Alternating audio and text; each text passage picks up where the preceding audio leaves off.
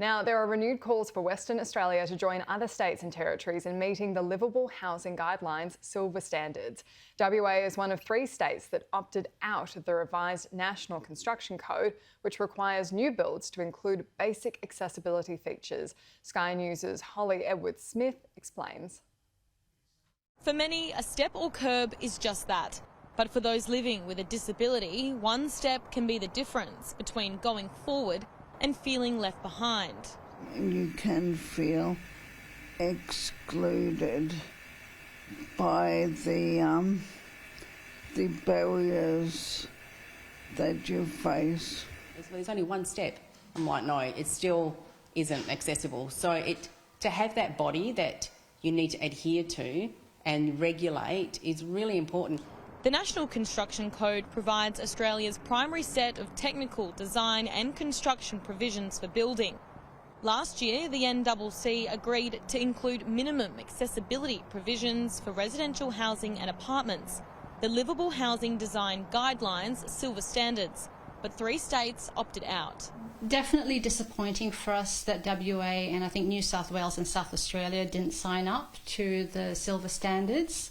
It means that we lag behind, but also the step forward for people with disabilities in incorporating the Silver Standards won't be there for us here in WA. Gary Mills works in specialist disability accommodation. We're trying to adapt existing stock to make it work for people living with a disability. Adaptations, which include widening doorways, adding handrails and creating step-free entryways. Many of these modifications could be prevented if new homes were built using the Silver Standard.